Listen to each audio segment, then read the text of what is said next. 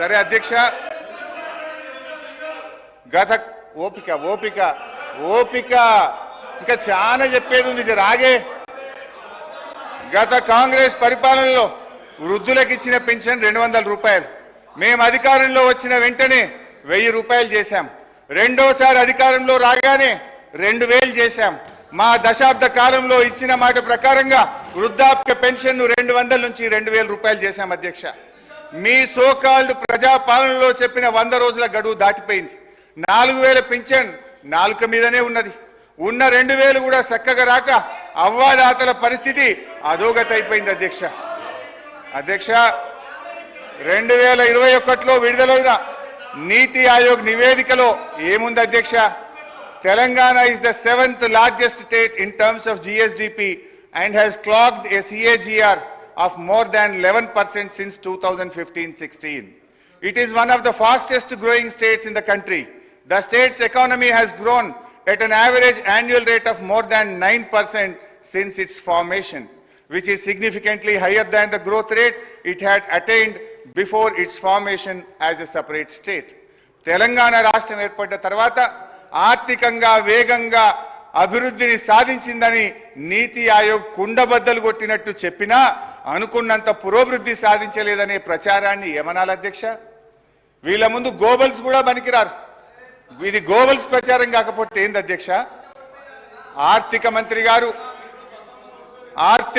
గారు వాక్కునిచ్చిన పురోగతి లేని దశాబ్ద కాలములో మన కేంద్ర ప్రభుత్వం ఇచ్చిన అవార్డులు తెలంగాణ పల్లెలకు టాప్ 20లో 19 అవార్డులు తెలంగాణ రాష్ట్రానికే వచ్చినాయి అధ్యక్ష. దీన్ని బట్టి తేలేదేమిటంటే ఈ బడ్జెట్లో ఉన్నదంతా వాస్తవాల విస్మరణ, అవాస్తవాల విస్తరణ.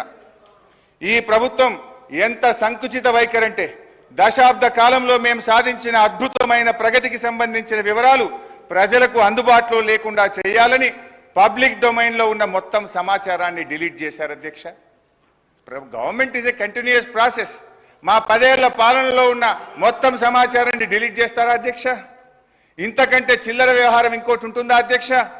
ముఖ్యమంత్రి గారు, మీరు కంప్యూటర్ మెమొరీ నుంచి డిలీట్ చేయగలుగుతారేమో కానీ ప్రజల మెమొరీలో నుంచి డిలీట్ చేయలేరనే విషయాన్ని గుర్తుంచుకోవాలి అధ్యక్ష. అక్షరాలను మలిపేస్తారేమో కానీ అనుభవాలను మలిపేయలేరు అధ్యక్ష. ఈ బడ్జెట్ గురించి చెప్పాల్సినటువంటి అవసరం ఉంది అధ్యక్ష. ముఖ్యంగా బడ్జెట్లో చూస్తే అధ్యక్ష, ఆర్థిక మంత్రి గారు చాలా అందంగా చెప్పారు.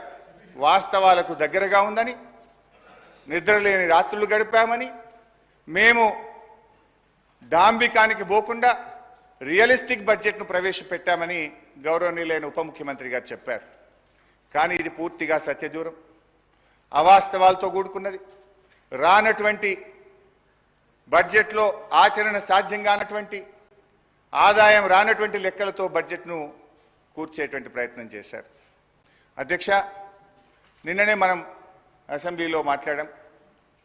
కేంద్ర ప్రభుత్వం మన రాష్ట్రానికి అన్యాయం చేస్తుందని, బడ్జెట్లో ₹1 ఇవ్వలేదని, ఈ రాష్ట్రానికి జరిగిన అన్యాయం మీద మన తీవ్రమైన నిరసనను కేంద్రానికి తెలుపుతూ అసెంబ్లీలో తీర్మానం చేశాం. భట్టి గారు కూడా ఇదే అసెంబ్లీలో పోయినసారి మాట్లాడారు. ఇది అసెంబ్లీ రికార్డు, దీని నుంచి కూడా చదివి వినిపిస్తాను. అయితే బడ్జెట్లో ఏం పెట్టారు భట్టి గారు? 2023-24 సంవత్సరంలో, అంటే ముగిసిన ఆర్థిక సంవత్సరంలో కేంద్ర ప్రభుత్వం నుంచి మనకు వచ్చినటువంటి గ్రాంటు 9,729 కోట్లు. కానీ బడ్జెట్లో ఎంత పెట్టారు ఈ సంవత్సరం? మీరు 21,635 కోట్లు పెట్టారు. అంటే పోయిన సంవత్సరం ఇచ్చినంత కూడా ఇయ్యలేదని, తెలంగాణకు మొండి చేయి చూపిందని ఇదే సభలో మనం తీర్మానం చేస్తాం. కానీ మీరేమంటారు? 21,636 కోట్లు కేంద్ర ప్రభుత్వం నుంచి వస్తుందని భట్టి గారు ఈ బడ్జెట్లో పెట్టారు. గౌరవనీయులైన భట్టి విక్రమార్క గారు పోయినసారి అసెంబ్లీలో మాట్లాడుతూ ఏమన్నారో ఒక్కసారి చదివి వినిపిస్తాను అధ్యక్ష. మన రాష్ట్రం పేజ్ నంబర్ 19 పారాగ్రాఫ్ 1. మన రాష్ట్రం ఏర్పడిన నాటి నుండి గత సంవత్సరం వరకు కూడా గ్రాంట్ ఇన్ ఎయిడ్స్ దాదాపు 8,000 కోట్ల నుంచి 10,000 కోట్లు దాటడం లేదు. ప్రతి సంవత్సరం గ్రాంట్ ఎయిడ్స్ మనం ఆశిస్తున్నాం కానీ కేంద్రం నుంచి ఏమీ రావడం లేదని చెప్తూ ఉన్నారు. ఇది వారికి తెలిసిందే అని నన్ను ఉద్దేశించి వారు మాట్లాడారు. మరి మీకు తెలిసిందే కదా, ఇప్పుడు మీకు తెలిసిందే కదా, మరి నువ్వెట్లా పెట్టినావు 21,000 కోట్ల రూపాయలు అంటే ఈ బడ్జెట్ అవాస్తవాలతో కూడుకున్నటువంటిది. 21,636 కోట్లు కేంద్రం నుంచి గ్రాంట్ల రూపంలో వస్తుందని ఏదైతే పెట్టారో ఇది వాస్తవాలకు దూరంగా ఉంది. ఇకపోతే అధ్యక్ష, అంటే ఇంకా బాగా అర్థం కావాలంటే బట్టి గారికి నేను సెంట్రల్ బడ్జెట్ కూడా తీసి చూశాను. ఏమైనా పెరిగిందా, నిజంగానే ఏమైనా వస్తుందా, బట్టి గారు బాగా ఆలోచించి పెడతారు కదా, ప్రతిపక్షంలో అనుభవజ్ఞులు కదా అనుకున్నా. సిఎస్ఎస్ కింద 2023-24 సంవత్సరానికి కేంద్ర ప్రభుత్వం పెట్టింది 4,60,614 కోట్లు. ఈ సంవత్సరం సిఎస్ఎస్ కింద సెంట్రల్లీ స్పాన్సర్డ్ స్కీమ్స్ కింద రాష్ట్రాలకు ఇచ్చే డబ్బు ఈ సంవత్సరం ఎంత పెట్టారు అని చూశాను. 5,05,978 కోట్లు. అంటే గత సంవత్సరం కంటే 45,000 కోట్లు సిఎస్ఎస్లో ఎక్కువ పెట్టారు. అంటే దేశం మొత్తానికి 28 రాష్ట్రాలు కేంద్రపాలిత ప్రాంతాలకు కలిపి వాళ్ళు పెంచింది 45,000 కోట్లు. కానీ మా గౌరవనీయులైన ఆర్థిక మంత్రి గారు ఒక్క మన రాష్ట్రానికే 12,000 కోట్లు గత సంవత్సరం కంటే అదనంగా వస్తాయని పెట్టారు.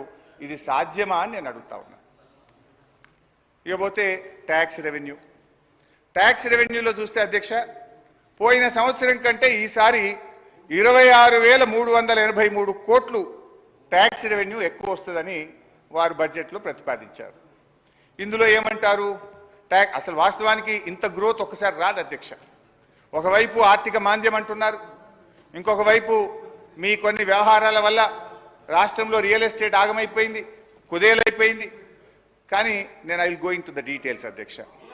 స్టాంప్స్ అండ్ చెప్తాను భాయ్ సాబ్, యూ షుడ్ హ్యావ్ పేషెన్స్ భాయ్ సాబ్. నేను 2 గంటలు అప్పులు